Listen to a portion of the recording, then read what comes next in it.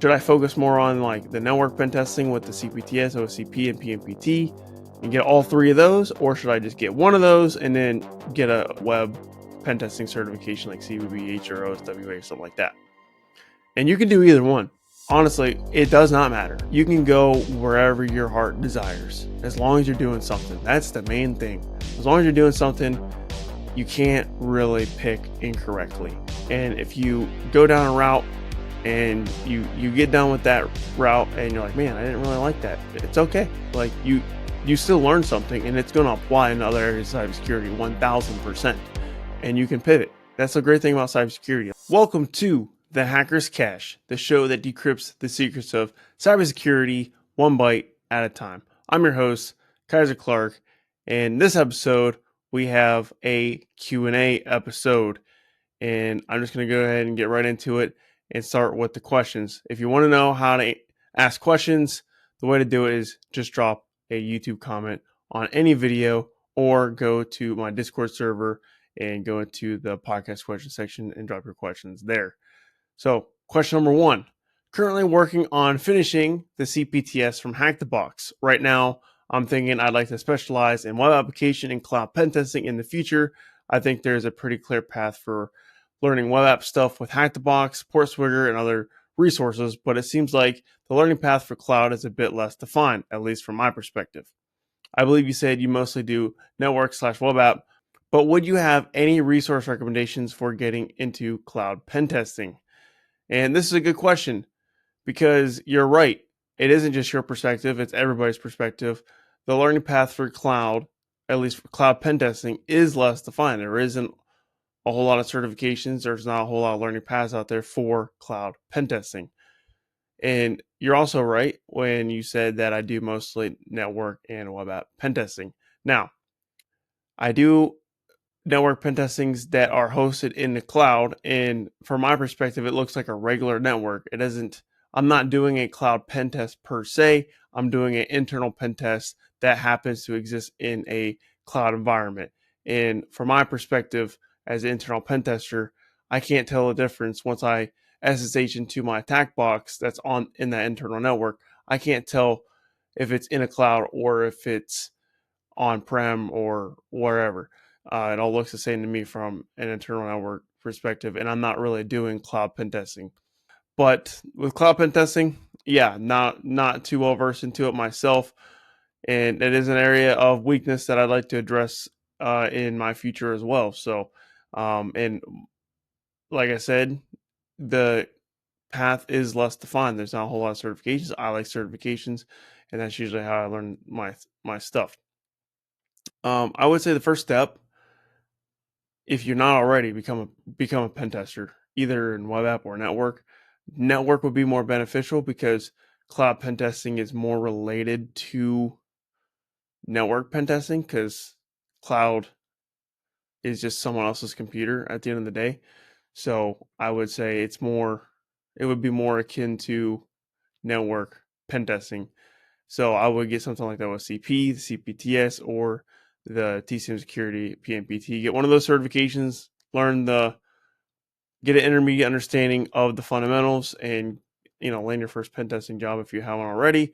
And then I would start learning the basics of cloud separately, not cloud pen testing. I'm just talking about the cloud in general. I have the CompTIA Cloud Plus. I thought it was a very good certification. It's not easy. It is a very in-depth certification, and honestly, I thought I was going to fail it when I was taking the exam, and I ended up passing it. But it was a challenging exam, and there's a lot of content in the CompTIA Cloud Plus. Now, don't confuse that with the CompTIA Cloud Essentials Plus. Cloud Essentials Plus is an easier, more watered down version of the Cloud Plus. It's more for non-technical people, maybe a little bit technical, but people who don't really want to go that deep in the cloud.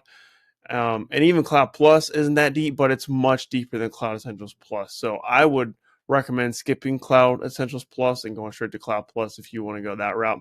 There's also the ISC2 CCSP, that's the Cloud Security Certified Cloud Security Professional, and that is a vendor neutral certification, just like the Cloud Plus. That's going to teach you the fundamentals of securing the cloud, and that's I think knowing the fundamentals of securing the cloud is going to help you when it comes to pen testing the cloud, because you're trying to exploit the security of that cloud network. But when it comes to like cloud pen testing resources specifically, I think the only certification that I would even really consider at this point would be the GX Cloud Pentester, and that's the GCPN. GAC and SAN certs are like $10,000. So that's a very, very hefty price.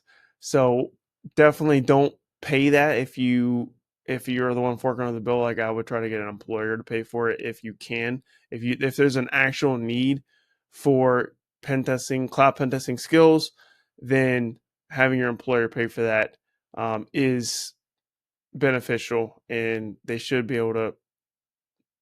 want to fund that education for you. But if you're funding it yourself, I used to recommend the Attacking and Defending AWS course on TryHackMe, because they have a specific learning path called Attacking and Defending AWS on TryHackMe, but it's a paid add-on.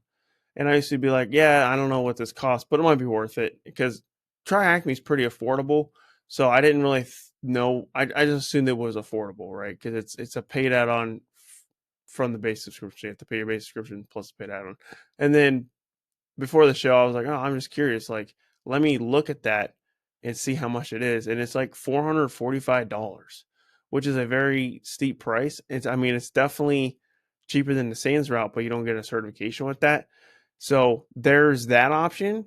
I don't think that's the best option. I think right now your best option is Tyler Ransby, who is an awesome dude, by the way. I met him at DEFCON for the first time, and he was on the podcast as well, episode number 36. He has a course called Introduction to AWS Pen Testing, and it's like $35.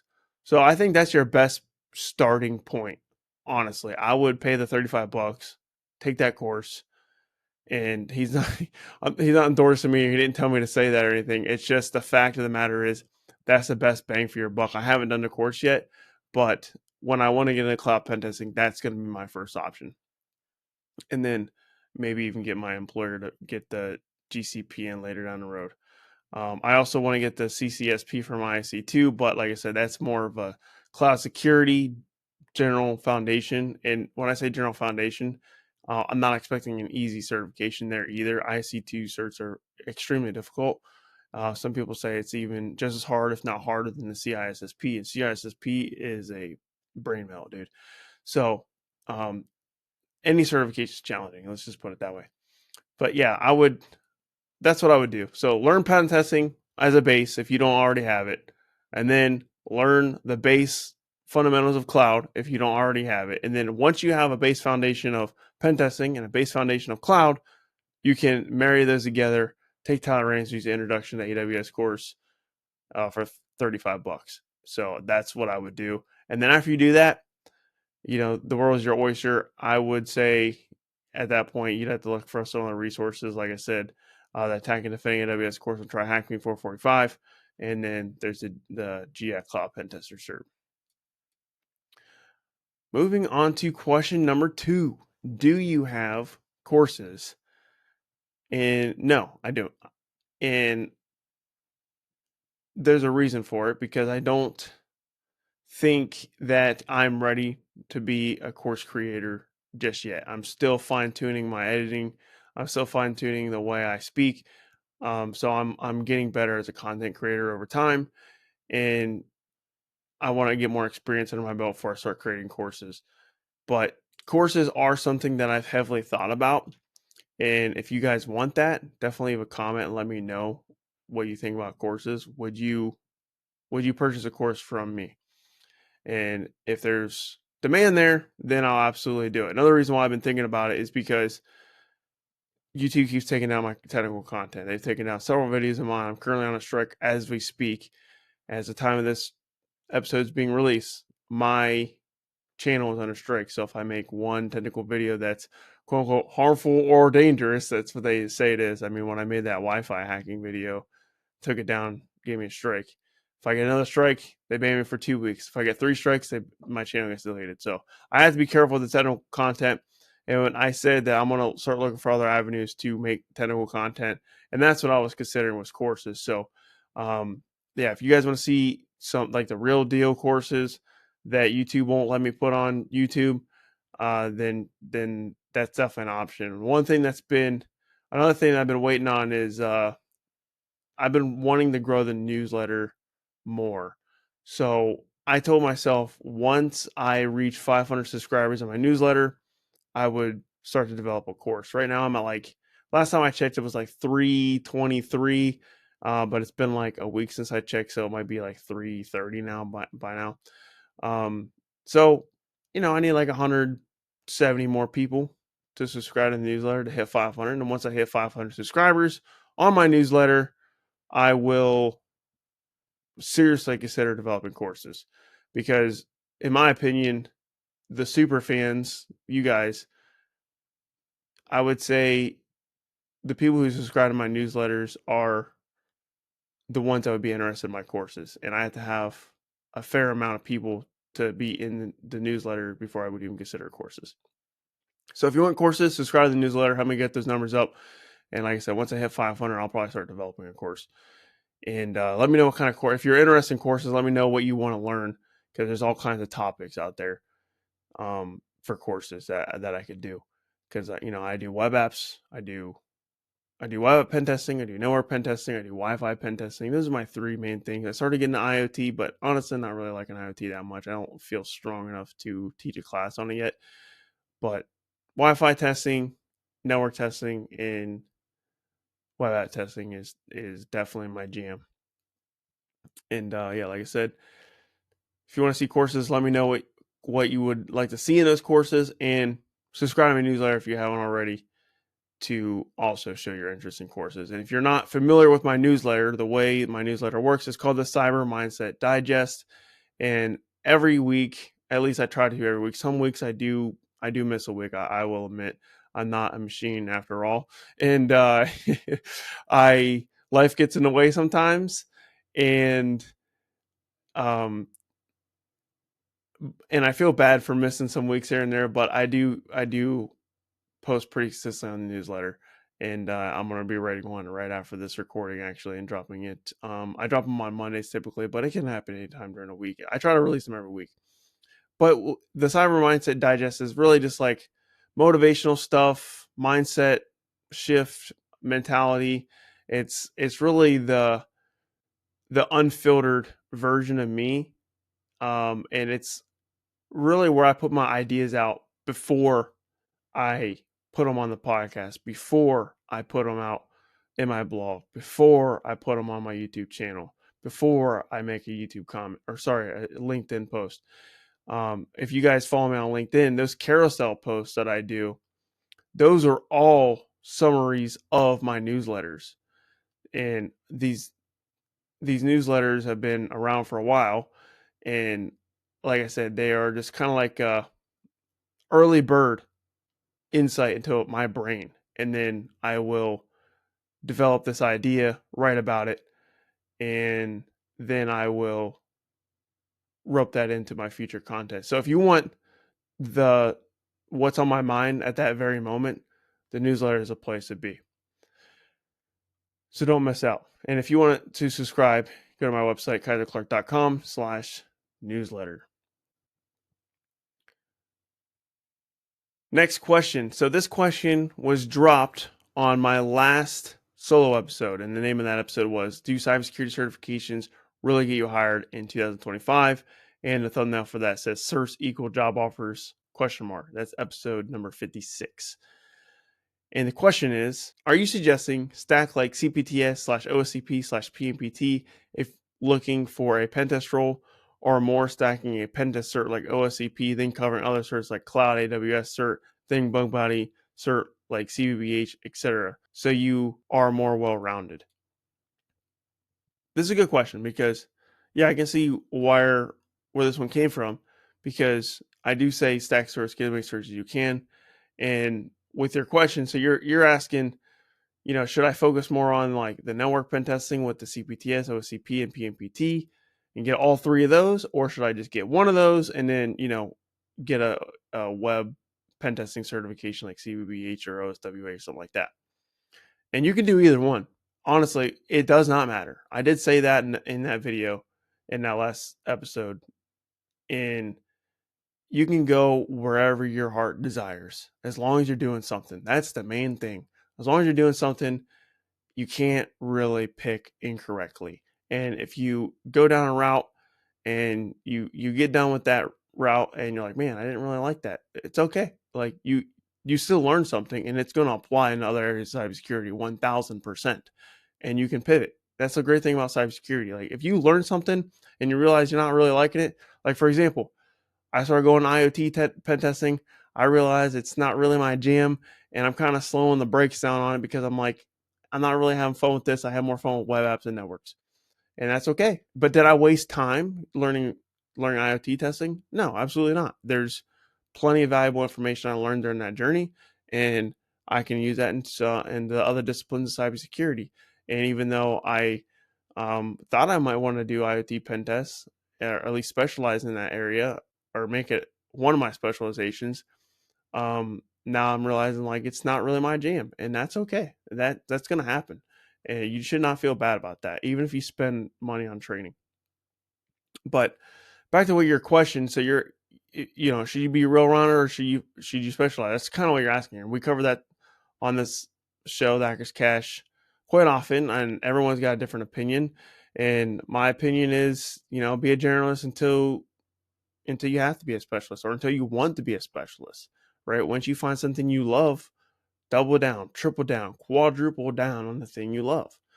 And then, but until you find something you love, then it's okay to be a generalist. And I actually replied to this YouTube comment already, and I said something along the lines of this: you can do either or you can do both. And I am sticking with both. For me personally, I'm doing both. I have the OSCP, I have the OSWA, that's the OffSec Web Assessor. It's a cousin of the OSCP, but in web app form. I have the TCM Security PWPS, Professional Web Pentesting Associate, PWPA. And so I have I have 2 web app pentesting certs, and I have 1 network. I'm working on my second network. I'm working on PNPT now. So as you can see, I'm focused on being a generalist and well-rounded. And when I say generalist, I mean like web networks. I'm not really worried about mobile right now. I've dabbled in IoT testing, and I have a very good grasp on Wi-Fi testing because Wi-Fi testing really isn't that complicated. You can get OSWP in a week if you really focus on it. So my answer is it doesn't matter. Do what you want, and it's okay to do both, and it's okay to pick one or the other when it comes to choosing between being well-rounded or being a specialist. Next question, question number 4, came from the same episode, by the way. And just to give you some context, I was talking about fake influencers, and someone asked, "Who are those influencers? If I mind asking." It's just that I'm following everyone in the field. Thanks so much. And I did reply to this comment as well. I replied to all my comments, by the way. And I said something along the lines of, I don't want to start drama. I don't like to tarnish people's reputation for 2 reasons. One, it's just not who I am. And 2, I don't like to be involved in drama. Like I just don't. I just refuse to engage in it. And then 3, another reason is I don't know these people, man. Like I see people who I would consider fake influencers, but I don't know them. So I can't assume what their background is. I don't know what they know. It might look like they're a fake influencer on the service, but they might not be. I could be wrong. So that's why I'm not really highlighting specific influencers. But there's been enough talking about the field about fake influencers. And when people talk about it, they don't really mention names either, which is the way it should be. This community's professional, and this community, the infosec community, is wholesome.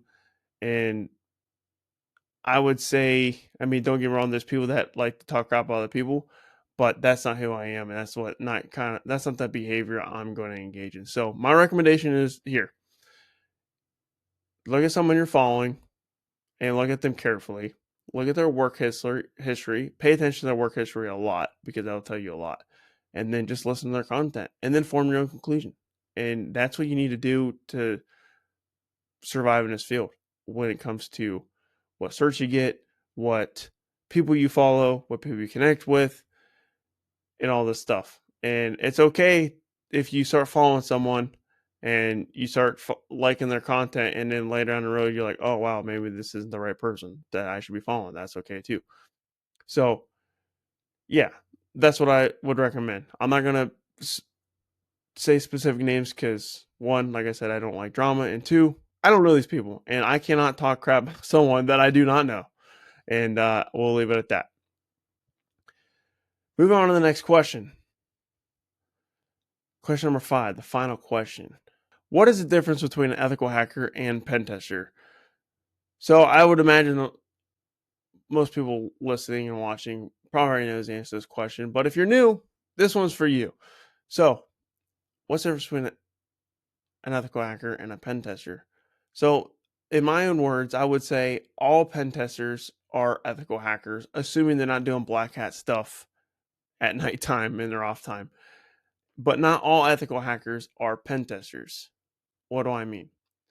So there's different flavors, different types of ethical hackers. There's pen testers, there's bug bounty hunters, there's social engineers, there's security researchers, and there's other ones. There's like 20 different types of pen testing out there too.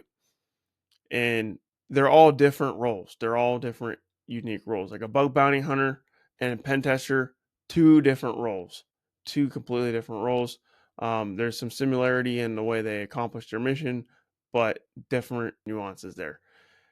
And a bug bounty hunter is a type of ethical hacker. Social engineer is a type of ethical hacker, but a social engineer and a pen tester completely different. Social engineers are hacking people, whereas pen testing we're hacking technology. Security researcher, same thing.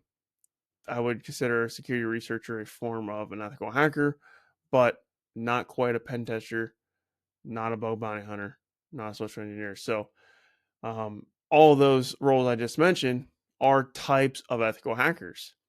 So once again, I would say all pen testers are ethical hackers, but not all ethical hackers are pen testers. They could be a bug bounty hunter, they could be a social engineer, they could be a security researcher.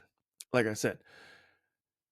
And that is the last question. This has been a quick episode, and that's all I have to say. So if you guys have more questions, definitely drop a comment on this episode or any of my YouTube videos. I pull these questions from all the videos, and if they're good, I will feature them on the show.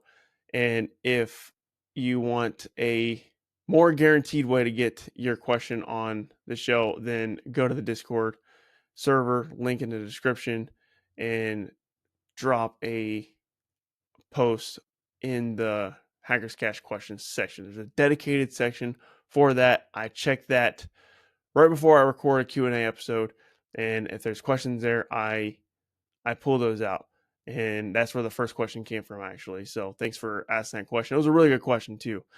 Yeah, so I would say if you post it in Discord, you're going to compete with less people, and you're more likely to get your question on the show.